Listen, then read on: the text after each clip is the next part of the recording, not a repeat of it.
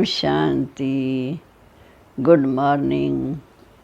आज हम सुनते हैं 9/8/21 के अनमोल मधुरमा वाक्य।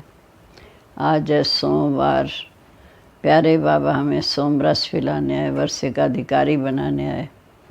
बाबा कहते, बच्चे जब शिव बाबा ब्रह्मा तन में आते हैं तब तुम बनते हो ब्रह्मा कुमार कुमारियाँ अर्थात वर्षे के अधिकारी।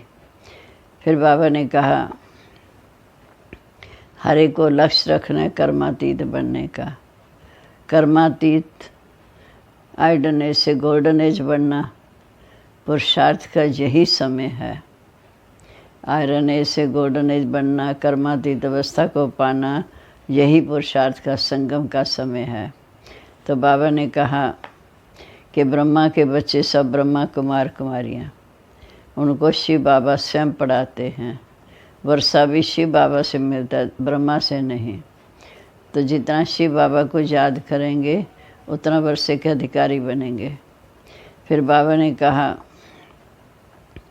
आधा कल्प तुम्हारे पर बृहस्पति की दशा है, फिर उसके बाद रावण की दशा, राहु की दशा सबसे ऊंची है बृहस्पति की। फिर रावण द्वारा बाप द्वारा वर्षा मिलता, रावण द्वारा श्राप मिलता। फिर बाबा ने कहा, क्या बाबा आए हैं हमारी ग्रहचारी उतारने। बृहस्पति की दशा सबसे ऊंची दशा है। फिर जब ग्रहण लगता है, 5 विकारों का ग्रहण, तो कहते हैं दे दान तो छूटे ग्रहण। दुनिया वाले भी यही कहते हैं, जब उन्होंने सूर्य का नाम लगा दिया, जब सूर्य को ग्रहण लगता है तो कहते हैं दे दान तो छूटे ग्रहण। वास्तव में इस समय तुम्हारी बात है कि जितना विकारों का दान करेंगे ग्रहण छूटता जाएगा। फिर बाबा ने कहा, तुम बच्चे ही बाबा से पहले मिलते हो, क्योंकि तुम पहले बिछड़े हो परमधाम से, सतयुग में आए पाठ बजाने, और इस समय भी तुम बच्चे ही बाबा से पहले मिले हो। जो सबसे पहले मिलते हैं वही माला के दाने बनते हैं। एक है रुद्राक्ष माला, एक है रुद्रमाला। शिव बाबा के बच्चे तो सभी हैं, लेकिन रुद्राक्ष माला विजयी रतन है। जो विजयी रतन बनेंगे वही बाबा के गले का हार अर्थात विष्णु की माला में आएंगे। फिर बाबा ने कहा कि इस समय तुम आकर मिले हो, क्योंकि बाप आकर सतयुग की नई दुनिया की स्थापना कर रहे हैं। जब स्थापना हो जाएगी तो लड़ाई लगेगी, पर बाबा कहते, बच्चे होनहार विनाश से पहले पुरुषार्थ कर अपनी प्रारब्ध बना लो। फिर बाबा ने 3 बाप का राज भी बताया। सतयुग में सभी सुखी होते हैं तो परलौकी बाप को याद भी नहीं करते। फिर द्वापर में 2 बाप हो जाते हैं, लौकिक बाप, परलौकी बाप। फिर संगम पर 3 बाप, क्योंकि संगम पर बाप ब्रह्मा तन में प्रवेश होकर हमें ज्ञान देते हैं। वर्षा भी हमें वही देते हैं। वर्षा है डाडे का अर्थात शिव बाबा का। तो हमें शिव बाबा से ही वर्षा लेना, उसी को याद करना, बाकी ब्रह्मा से नहीं। ब्रह्मा तो बीच में हमारा संबंध बाप से मिलाने के लिए है। अब हम सुनते हैं आज के मधुरमा वाक्य। बाबा कहते, मीठे बच्चे, बाप और दादा की वंडरफुल कहानी है। बाप जब दादा में प्रवेश करे तब तुम ब्रह्मा कुमार कुमारी वर्षे के अधिकारी बनो। प्रश्न है, निश्चित ड्रामा को जानते हुए भी तुम बच्चों को कौन सा लक्ष्य अवश्य रखना है। निश्चित ड्रामा को जानते हुए भी तुम बच्चों को कौन सा लक्ष्य अवश्य रखना है। पुरुषार्थ कर गैलव करने का, अर्थात विनाश के पहले बाप की याद में रह कर्मातीत बनने का लक्ष्य अवश्य रखना है। कर्मातीत अर्थात आयरन एज से गोल्डन एज बनना है। आयरन एज से गोल्डन एज बनना है। पुरुषार्थ का यही थोड़ा सा समय है, इसलिए विनाश के पहले अपनी अवस्था को अचल अडोल बना लो। ओम शांति। ये दोनों कौन कहते हैं? एक था बाबा, एक था दादा। कहानी सुनाते हैं ना, एक था राजा, एक थी रानी। अब फिर ये नई बातें हैं। एक बाबा एक दादा। तुम कहेंगे 5000 वर्ष पहले भी एक था शिव बाबा, दूसरा था ब्रह्मा बाबा। अब शिव के बच्चे तो सब हैं, आत्मा रूप में तो सारे विश्व के आत्माएं शिव के बच्चे हैं। सभी आत्माएं एक बाप की संतान हैं, वह तो हैं ही हैं। ब्रह्मा के बच्चे ब्राह्मण, प्रजापिता ब्रह्मा की संतान ब्रह्मा कुमार कुमारी। उनको कौन पढ़ाते? स्वयं शिव बाबा। प्रजापिता ब्रह्मा के ये कुमार कुमारियाँ ढेर बच्चे हैं ना। ब्रह्मा कुमार कुमारियाँ मानते हैं कि बराबर हम शिव बाबा के बच्चे हैं, पोतरे भी हैं, शिव बाबा के बच्चे भी हैं। जब ब्रह्मा तन में शिव बाबा मिलते हैं तो हम पोतरे हैं, बच्चे तो हैं या पोतरे बने। ब्रह्मा द्वारा दादे से वर्षा लेने के लिए, वर्षा भी शिव बाबा से मिलेगा। अब तुमको दादे का वर्षा मिलता है, जिसको शिव बाबा कहते हैं, परंतु ब्रह्मा कुमार कुमारी होने के कारण उनको हम दादा कहते हैं। ब्रह्मा हो गया बाप, शिव बाबा हो गया दादा। वर्षा दादे का है, ब्रह्मा दादा का नहीं। वैकुंठवासी बनने का वर्षा शिव बाबा से मिलता है। आधा कल वर्षा पाते हो, फिर तुमको रावण से श्राप मिलता है। सतयुग त्रेता में इस समय के पुरुषार्थ की प्रारब्ध खाते हैं, फिर द्वापर से रावण का श्राप मिलता। नीचे उतरते आते जैसे कि ग्रहचारी बैठती है नीचे उतरने की। अब तुम बच्चे समझते हो, हमारी ग्रहचारी अब राहु की दशा पूरी हुई। राहु की दशा सबसे बुरी दशा है, ऊंची तो ऊंची बृहस्पति की दशा। फिर राहु की दशा बैठी तो 5 विकारों के कारण हम काले हो गए। अब फिर बाप कहते दे दान तो छूटेगा, विकारों का दान देंगे तो ग्रहण छूटेगा। है सब तुम्हारी बात। उन्होंने फिर सूर्य चंद्रमा पर ग्रहण लगा दिया। जब ग्रहण लगता है तो दान मांगते हैं। यहाँ बाप तुमको कहते बच्चे 5 विकारों का दान दो, तो ग्रहचारी उतर जाएगी। इन विकारों से ही तुम आप पापात्मा बने हो। इनमें मुख्य देह अभिमान। पहले ऐसे सतो प्रधान थे, फिर सतो रजोतमा बने। 84 जन्म लिए। ये तो पक्का निश्चय है कि बराबर हम ही देवता थे। हमने 84 जन्म लिए और पहले उन्हों को ही बाप मिला है जो सज्जू के पहले जन्म में आए हैं। उनके पूरे 84 जन्म और उन्हों को ही बाप मिला है। गाय भी जाता है, आत्माएं परमात्मा अलग रहे बहुकाल, सुंदर मिलन सजरा जब सतगुरु मिला दलाल। बाप कहते पहले पहले तुमको सतयुग में भेजा था ना, फिर तुम अभी आकर मिले हो। आगे तो सिर्फ गाते थे, लेकिन उसका यथार्थ अर्थ असली अर्थ बाबा ने बताया। सभी वेद शास्त्र जब तब स्लोगन आदि जो भी हैं, सबका सार बाप बैठ इस समय समझाते हैं। चक्र तो बिल्कुल सहज है। अभी कलयुग और सतयुग का है संगम। लड़ाई भी सामने खड़ी है। ये भी तुमको निश्चय है कि सतयुग की स्थापना तो होनी ही है। कलयुग में जितने भी हैं वो सब खलास हो जाएंगे। बाकी आत्माएं पवित्र बन हिसाब किताब चुकतू कर वापस घर जाएंगे। विनाश सामने खड़ा है, सबके शरीर खलास होंगे। आत्माएं पावन बन हिसाब किताब चुकतू कर वापस घर जाएंगे। ये सबके क़यामत का समय है। आत्माएं शरीर छोड़ चली जाएंगी अपने शांति धाम। ये तुम्हारी बुद्धि में अभी सब बातें हैं। जब तक हम कर्मातीत अवस्था को पाएं, तब तक हम संगम पर ही खड़े हैं। एक तरफ है करोड़ों मनुष्य, दूसरी तरफ तुम थोड़े बच्चे हो। तुम्हारे में भी कितने हैं जो निश्चय बुद्धि हैं। निश्चय बुद्धि विजयंती, फिर जाकर विष्णु के गले की माला बनेंगे। एक है रुद्राक्ष माला, दूसरी है रुंड माला। उस रुंड माला में छोटी छोटी शक्ल होती, ये निशानी है विजयी रत्नों की। हम आत्माएं आकर फिर बाप के गले का हार बनती हैं। फिर जाएंगे नंबरवार पाठ हो जाने।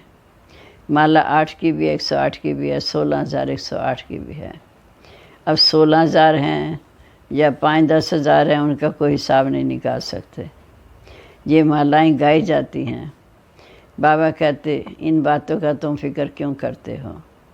जितने भी राजाएं कल पहले सतयुग त्रेता में बने थे उतने बनेंगे। 100 बने या 2-3 बने, इसमें तुम्हें पूछना नहीं है। बाबा कहते तुम जितना नज़दीक आते जाएंगे तो ये सब समझते जाएंगे। आज हम यहाँ हैं, कल विनाश होगा, फिर हम सतयुग में थोड़े से देवी देवता होंगे, बाद में वृद्धि को पाते हैं। सतयुग के आसार भी दिखाई पड़ते हैं। बाकी लाखों जाकर बनेंगे, फिर लाख रहें या कितने रहें एक्यूरेट बता नहीं सकते। हाँ, जब तुम एक्यूरेट संपूर्ण बनने के लायक बनेंगे तब तुमको जास्ती साक्षात्कार होते जाएंगे। तुम जब एक्यूरेट संपूर्ण बनने के लायक बनेंगे तब तुमको और जास्ती साक्षात्कार होंगे। अभी तो बहुत कुछ समझने का समय पड़ा है, बहुत साक्षात्कार करते रहेंगे। लड़ाई की तैयारियां भी बहुत होती रहती हैं। सब चीज़ें महंगी होती जाएंगी।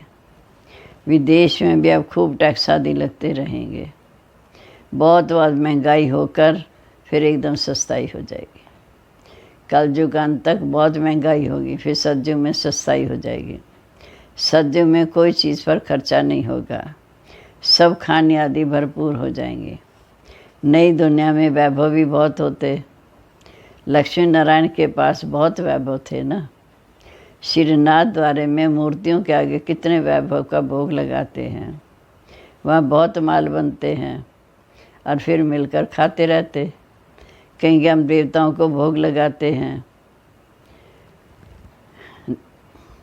कहेंगे देवताओं को भोग नहीं लगाएंगे तो नाराज़ हो जाएंगे। अब इसमें नाराज़ होने की तो कोई बात ही नहीं। तुम किसी पर कभी नाराज़ होते हो? जानते हो ड्रामा अनुसार ये विनाश होना ही है। कलयुग से बदल कर सतयुग होगा। हम ड्रामा को समझते हैं कि ड्रामा अनुसार अभी नया चक्र शुरू होता है। तुम भी ड्रामा के वश हो। ड्रामा अनुसार बाप भी आया हुआ है। ड्रामा में 1 मिनट भी नीचे ऊपर नहीं हो सकता। सृष्टि चक्र का ड्रामा इतना एक्यूरेट है कि 1 मिनट भी नीचे ऊपर नहीं हो सकता। जैसे बाबा आया तुमने देखा, कल बाद भी हूबहू ऐसे होगा।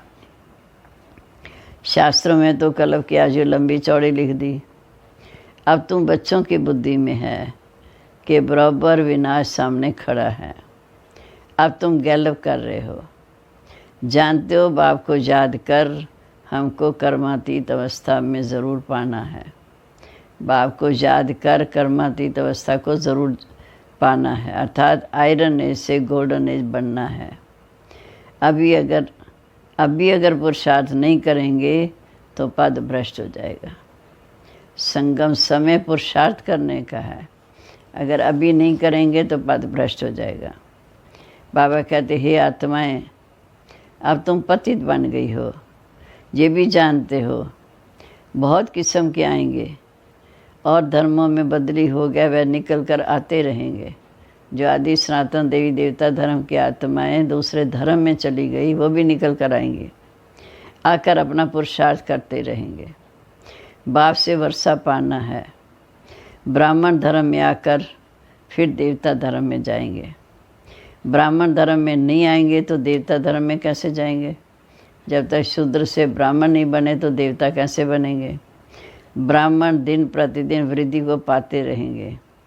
देखेंगे विनाश आ गया, ये तो ठीक कहते हैं, फिर धीरे धीरे वृद्धि होती जाएगी।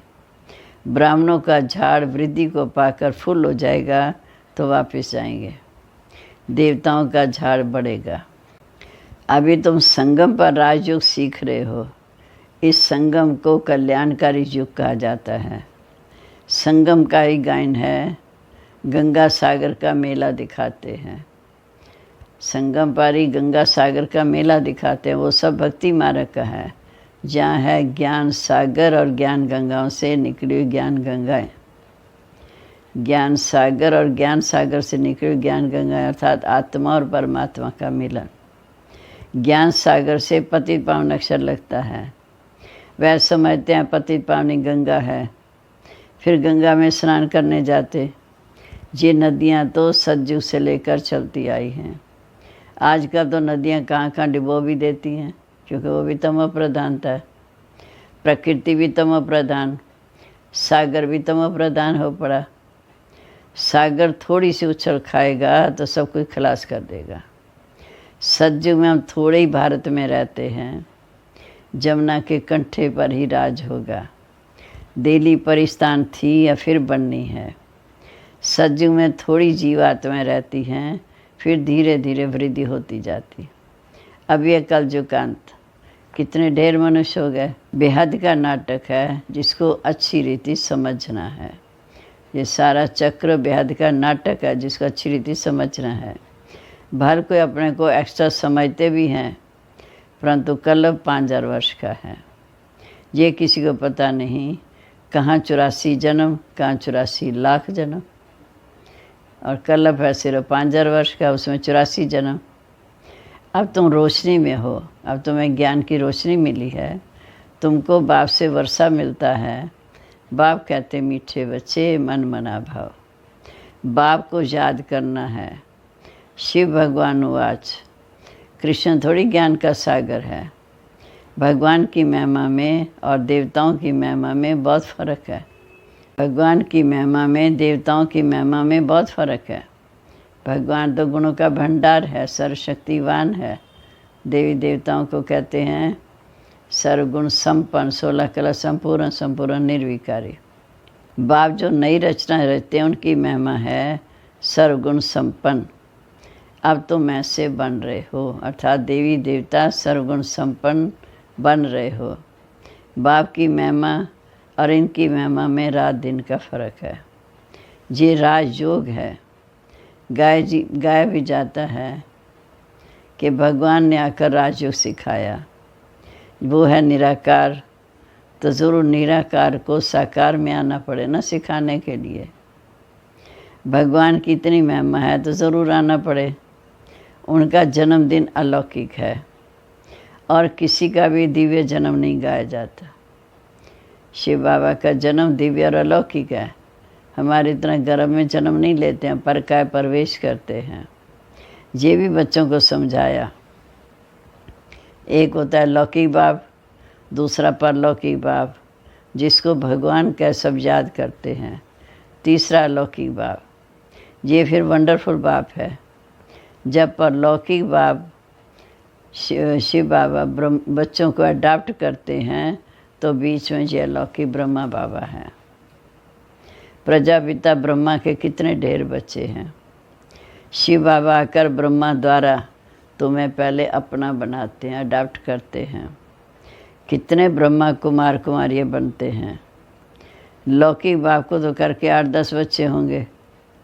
अच्छा, शिव बाबा भी है परलौकिक बाप, उनके तो अनेक बच्चे हैं।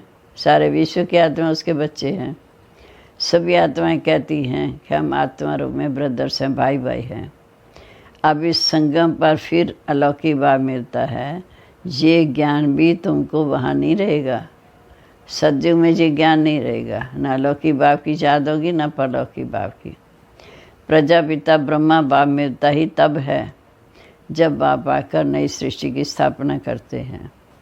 तो ये अलौकिक जन्म हुआ ना, इनको कोई समझ नहीं सकते। प्रजापिता ब्रह्मा को कोई समझते नहीं। वह लौकिक व परलौकिक, ये है संगम युग का अलौकिक बाप। लौकिक बाप तो सतयुग से लेकर होता आया।